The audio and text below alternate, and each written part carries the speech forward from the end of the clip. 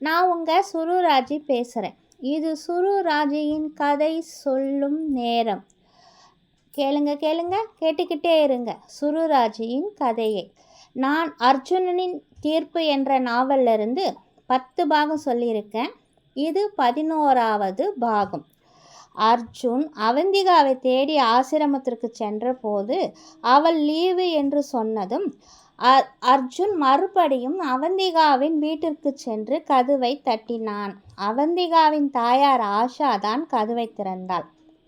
அர்ஜுனனை பார்த்ததும் திகைத்துவிட்டு, தம்பி, நீங்கள் மறுபடியும் வந்திருக்கீங்க, ஏதாவது விசாரணையா என்று கேட்டாள். ஆமாம், அந்த கேஸ் விஷயமாகத்தான் அவந்திகாவை பார்க்க நான் வந்தேன் என்று பொய் கூறினான் அர்ஜுன். இல்லை தம்பி, அவந்திகா இப்போ வீட்டில் இல்லை, கோவிலுக்கு போயிருக்கா என்றாள். எந்த கோவில் என்று விசாரித்து கொண்டு அந்த கோவிலுக்கு சென்றான். சிறிது நேரம் அவளை தேடிய பிறகு ஓரிடத்தில் அவளை பார்த்தான். அங்கே அவந்திகா அருகில் இருந்தவர்களுக்கு ஏதோ ஆதரவாக பேசி கொண்டிருந்தாள்.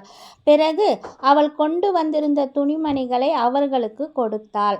இதேபோல் அங்கே ஆதரவற்று இருந்த சிலரையும் சந்தித்து பேசி துணிமணிகளை கொடுத்தாள்.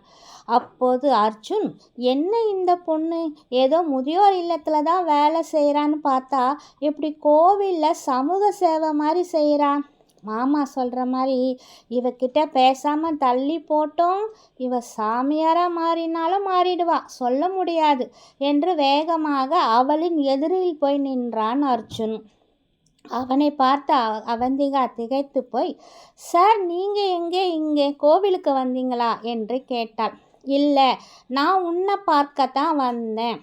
ஆமாம், உங்ககிட்ட நான் கொஞ்சம் பேசணும் என்று அர்ஜுன் சொன்னான். சரி, சொல்லுங்க சார் என்றாள். இங்கே வேண்டாம், வெளியில் எங்கேயாவது போய் பேசலாம், வா என்று அழைத்தான். பரவாயில்ல சார், எதுவாக இருந்தாலும் இங்கேயே சொல்லுங்க, நான் உங்கள் கூட வெளியில் எங்கேயும் வரமாட்டேன் என்றாள் அவந்திகா. ஏய், எனக்கு உங்ககிட்ட பிடிச்சதே இதுதான். என்னோட வெளியில் வரமாட்டேன்னு சொல்கிறதும், அப்படியே வந்தாலும் என்னை விட்டு விலகி போகிறதும், இப்போ கூட நான் என்ன சொல்ல வரேன்னு புரிஞ்சுக்கிட்டு புரியாத மாதிரி நீ பார்க்குறதும் எனக்கு ரொம்ப பிடிச்சிருக்கு அவந்திகா என்று அர்ஜுன் சொன்னான். அவந்திகா மேலும் அவனை குழப்பத்துடன் பார்க்க, சார், கொஞ்சம் தெளிவாக சொல்லுங்கள் என்றாள். இதற்கு மேலே தெளிவாக சொல்லணும்னா, எனக்கு உன்னை ரொம்ப பிடிச்சிருக்கு அவந்திகா, உன்னை கல்யாணம் பண்ணிக்கணும்னு ஆசைப்படுறேன், போதுமா என்று புன்னகைத்தான். அவந்திகா மேலும் திகைத்து போய் அவனை பார்த்து விட்டு எதுவும் பேசாமல் அங்கிருந்து ஓடி சென்றாள். ஏ அவந்திகா, நில்லு என்று அவளின் பின்னே ஓடி சென்று அவளின் கையை பிடித்து நிறுத்தினான் அர்ஜுன். ஏதாவது பதில் சொல்லிட்டு போ அவந்திகா, இப்போ கூட பதில் எதுவுமே சொல்லாமல் போனால் என்ன அர்த்தம் என்று கேட்டான். அவனின் கையை விலக்கியவள் மௌனம் சாதித்தாள். இந்த மௌனத்தை நான் உன்னோட சம்மதமாக எடுத்துக்கொள்ளட்டுமா என்று மெதுவாக கேட்டான் அர்ஜுன். உடனே அவந்திகா, இல்லை வேண்டாம், எனக்கு இதில் சம்மதம் எதுவும் இல்லை, என்னை இனி நீங்கள் பார்க்க வராதீர்கள் என்று கூறிவிட்டு மறுபடியும் ஓடி சென்றாள் அவந்திகா. அர்ஜுன் சிறிது நேரம் அங்கேயே இருந்துவிட்டு பிறகு தன் வீட்டிற்கு திரும்பினான். என்னடா சொல்கிற மாப்பிள்ளை, அந்த பொண்ணு அப்படியா சொன்னா? நீ என்ன காரணம்னு அவளை கேட்டியா? என்னடா எதுவுமே பேச மாட்டேங்கிற என்று வேதகிரி கேள்வி மேல் கேள்வி கேட்டார். அர்ஜுன் அவரை மெதுவாக திரும்பி பார்த்து, இல்லை மாமா, அவளுடைய உதடுகள் தான் அப்படி சொல்லிச்சே தவிர அவளின் முகமும் கண்ணும் என்னை அவளுக்கு ரொம்ப பிடிச்சிருக்குன்னு தான் சொல்லுது. ஏன்னா அவள் கோவப்பட்டு அந்த வார்த்தைகளை சொல்லலை, ஏதோ ஒரு தயக்கத்தில் தான் அவள் அப்படி சொன்னான். நான் இப்போ யோசிக்கிறதெல்லாம், ஒருவேளை என்னை கல்யாணம் பண்ணிக்கிட்டானா அவளோட அப்பா அம்மா நிலைமை என்ன ஆகும்னு யோசிக்கிறான்னு எனக்கு தோணுது என்று அர்ஜுன் கூறினான். ரொம்ப கரெக்டாக சொன்ன மாப்பிள்ள. சாதாரணமாக ஆதரவற்று இருக்கும் வயசானவங்க மேலேயே அந்த பொண்ணு இவ்வளோ அக்கறை காட்டுறான்னா அவள் அப்பா அம்மா பற்றி யோசிக்காமலையா இருப்பா? நீ மறுபடியும் போய் அவளை பார்த்து பேசு, 2 பேரும் ஒன்றா மனசு விட்டு பேசுனீங்கன்னா இந்த பிரச்சனைகள் எல்லாம் தீர்ந்துடும் என்றார் வேதகிரி. அர்ஜுனனும் சிரித்து கொண்டே தலையை ஆட்டினான். ஆனால் அதற்கு முன்னதாக அர்ஜுன் கேஸ் விஷயமாக குற்றாலம் கிளம்பி போனான்.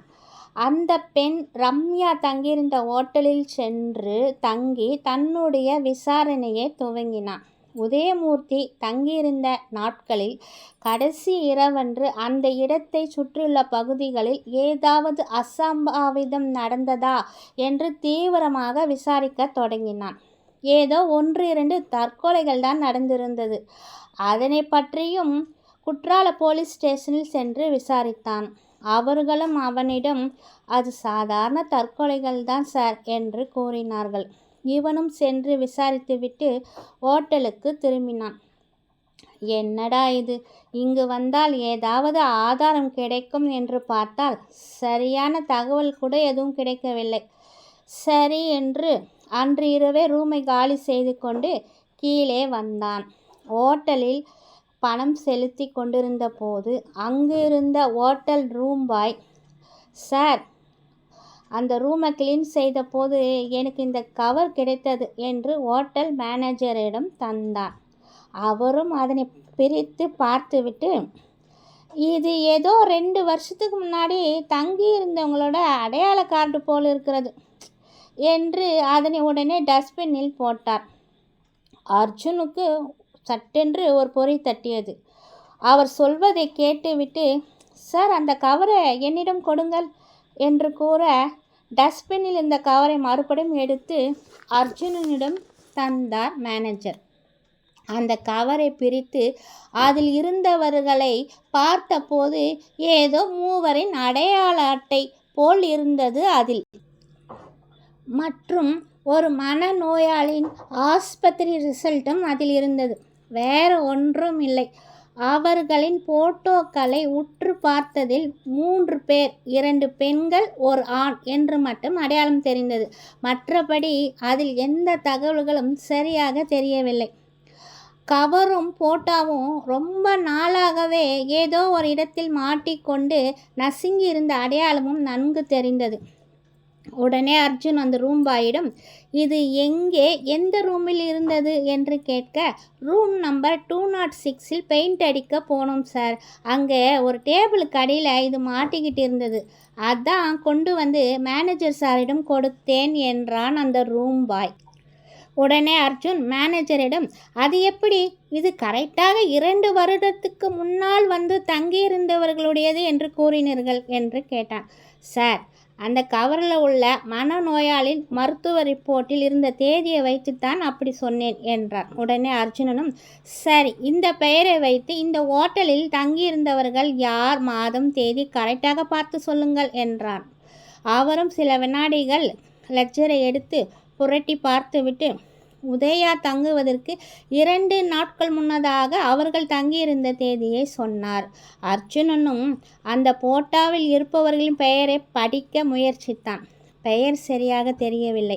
ஆனால் அந்த மனநோயாளின் மருத்துவ ரிப்போர்ட்டில் அந்த நபரின் பெயர் ஆனந்த் என்று மட்டும் தெரிந்தது. ஆனால் ஓட்டல் புக் செய்த பெண்ணின் பெயர் கௌசல்யா என்று எழுதியிருந்தது. அட்ரஸ் கூட ஏதோ திருச்சி வீட்டு அட்ரஸ் இருந்தது. அதனையும் எழுதி கொண்டு அந்த கவரையும் எடுத்துக்கொண்டு அர்ஜுன் உடனடியாக சென்னை திரும்பினான். 2 நாட்களாக அவந்திகாவை பார்க்காமல் இருந்ததனால் சென்னை வந்த மறுநாளே அவளிடம் இன்று எப்படியாவது மனம் விட்டு பேசியே ஆக வேண்டும் என்று அவளை தேடி ஆசிரமத்திற்கு சென்றான். அவளை வர சொல்லி வார்டனிடம் கூறிவிட்டு வெளியே காத்திருக்க தொடங்கினான். சில வினாடிகளில், அவந்திகா கிட்ட சொன்னேன் சார், உங்களை பார்க்க விருப்பம் இல்லைன்னு சொல்லிட்டா என்று வார்டன் வந்து கூறினார்.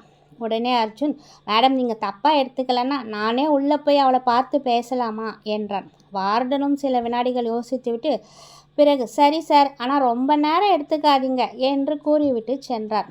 வேகமாக அர்ஜுனும் அவளை தேடி சென்றான். அங்கே இருந்த 2 வயதான பாட்டிகளுக்கு மருந்து அளித்து அவர்கள் மூட்டு வலியை குறைக்க சுடு தண்ணீரை ஊற்றி கொண்டிருந்த அவந்திகா முன்பு போய் நின்றான் அர்ஜுன். ஏன் அவந்திகா இப்படி பண்ணுற?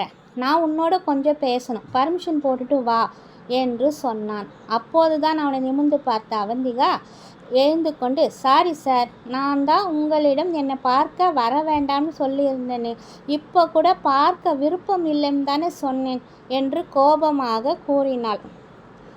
சும்மா கோவப்படுற மாதிரி நடிக்காத. நான் இப்போ நேராக உங்கள் வீட்டுக்கு தான் போக போகிறேன். உங்கள் அப்பா அம்மா கிட்டே நான் பேச போகிறேன். அவங்க என்ன பதில் சொல்கிறாங்கன்னு நானும் தெரிஞ்சுக்கிறேன். உன்னோட பதிலை நீ உன் பேரண்ட்ஸ் கிட்ட சொல்லு. அவங்களோட பதிலை எப்படி வாங்கிறதுன்னு எனக்கு தெரியும் என்று கூறிவிட்டு வேகமாக ஆசிரமத்தை விட்டு வெளியே செல்ல ஆரம்பித்தான் அர்ஜுன். இத்துடன் என்னுடைய 11ஆம் பாகத்தை நான் முடித்து கொள்கிறேன். கேளுங்க, கேட்டுக்கிட்டே இருங்க. இது சுரு ராஜியின் கதை சொல்லும் நேரம். பாய்.